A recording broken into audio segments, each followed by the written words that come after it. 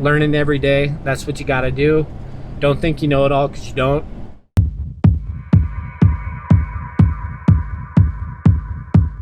What's up, guys? Thursday morning. Just wanted to go over a couple thoughts I had about a customer interaction that I had on Tuesday. I got a call from one of my customers asking when I'm going to be doing leaves.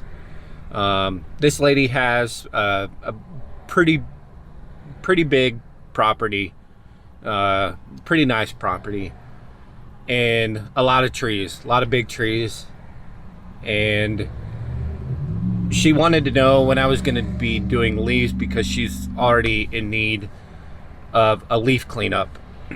And the leaves that she has aren't, like, they're I think they're from a linden tree, so they drop these real thin, like white leaves, and I think that's what the seeds are on. But they're just like all over her property. And being a solo guy, my main focus obviously right now is still mowing. We have another week left in September, so I'm not, my mind's not even on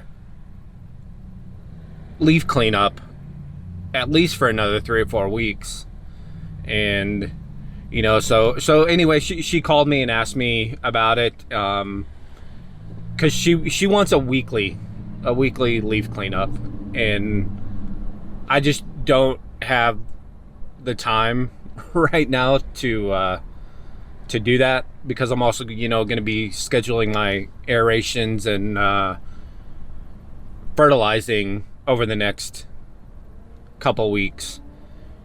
So she wanted to know what my plans were for that, and I said that I can't get to it.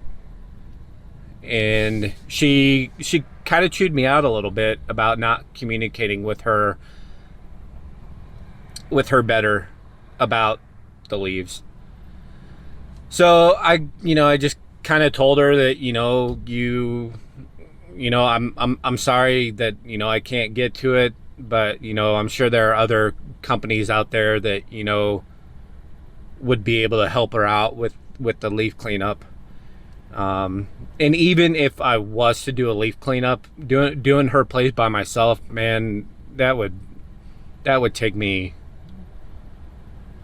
probably all day. And then if that's the case, like, do you still charge that customer like a lot of money? I mean, obviously you probably have to, to be profitable and make money on that cleanup. But I was not looking forward to doing leaves at her place. So I'm a little relieved. It sucks to leave money on the table, but I'm relieved that it's probably not going to be me who's doing the leaf cleanup. So that way, hopefully, I can focus on my regular clients, the ones with smaller yards that, could probably take me an hour to do. And for like leaf cleanups, what I've always done in years past, is like the first round of leaf cleanups, we go and just basically remove the volume.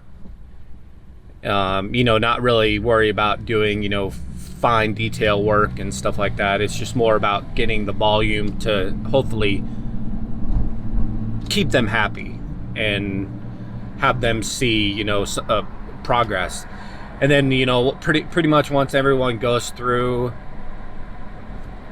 we pretty much go through everyone once, then we'll come back around a second or third time, and do more detailed work, getting in the flower beds and, getting it really good off the lawn and stuff. So that's going to be, my focus in the next, or not in the next, but, mid-October, first week of October, I'm pretty sure we're going to be having, quite a bit of leaves fall.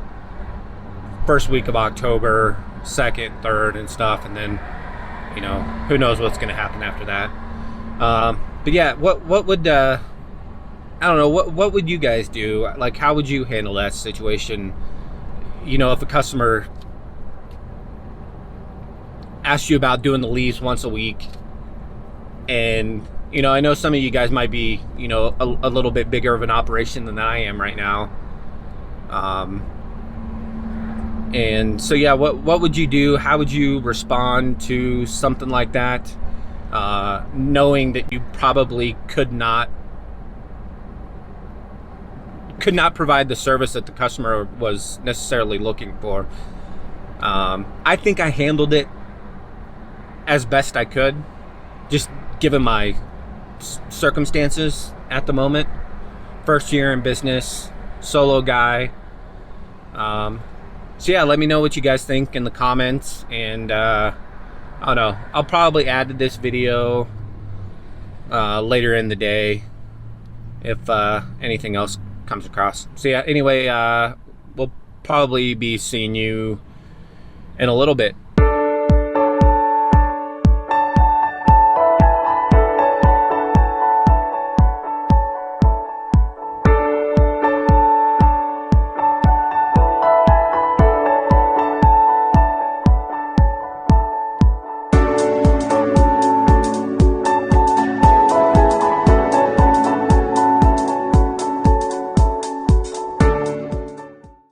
Whew, man, long day.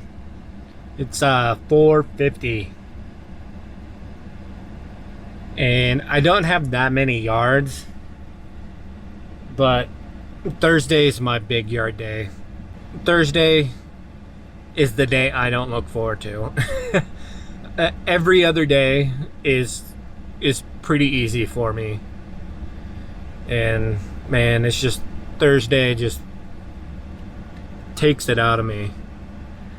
But yeah, all done for the day. Headed back to the dojo, and I can't remember what I talked about earlier in the earlier part of the video, but I just want to go, or not go, I want to talk about like maybe what you guys do with like your grass clippings.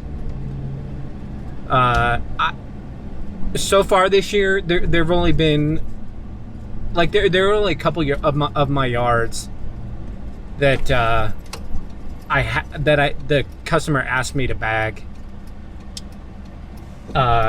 Every other yard, man, even during the springtime, I didn't bag.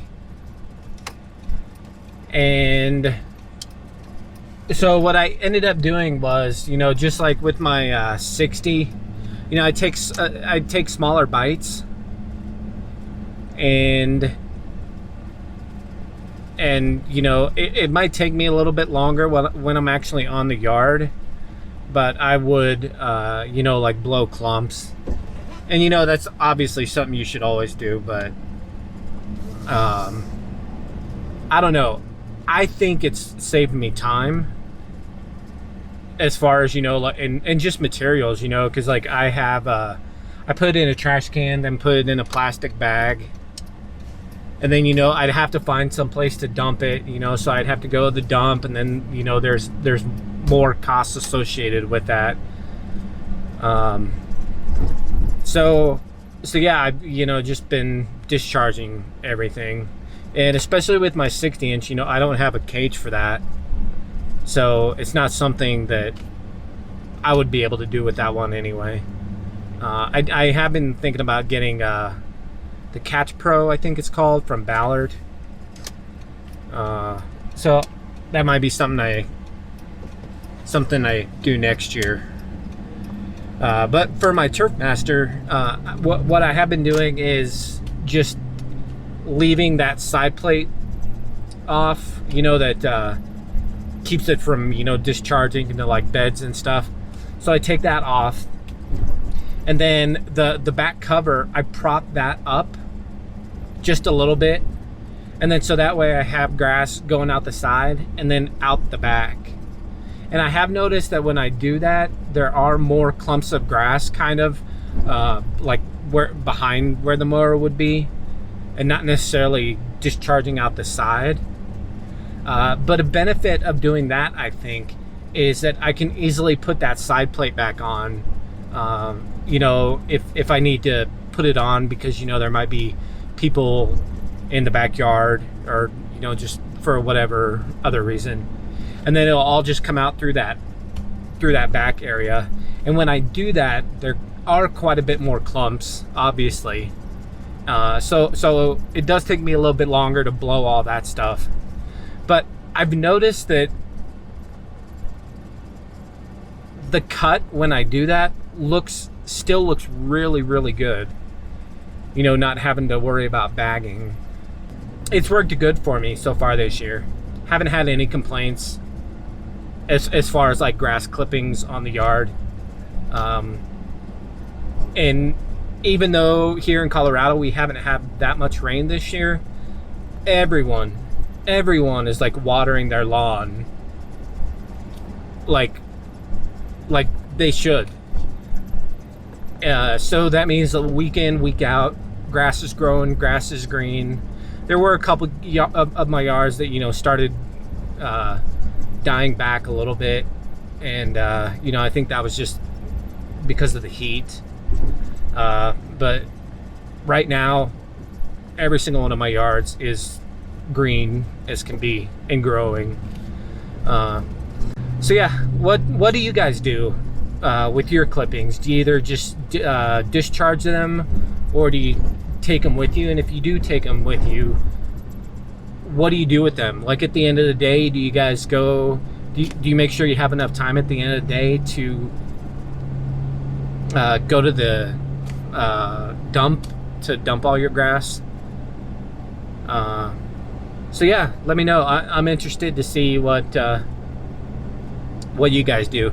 And even if you haven't started your business yet, you know, and you're thinking, what can I do with the grass clippings? There are ways to get around not having to take the grass clippings with you. One of the things actually I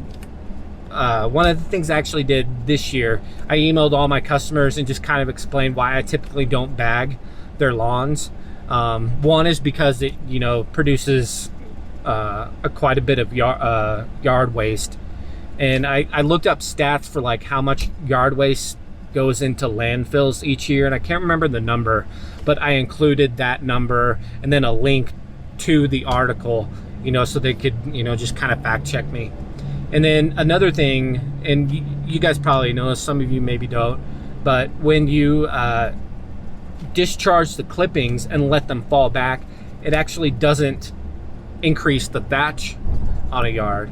And so I put that in the email also, you know, because I've had in years past working for the other guy, I've had people request to bag it, you know, because they're concerned about thatch. And, you know, discharging doesn't increase thatch. And the third thing I think I put down was the amount of nitrogen that the lawn gets from the clippings throughout the year. I think it was like, I want to say a quarter of a yard's yearly nitrogen intake is from the grass clippings going back in the yard.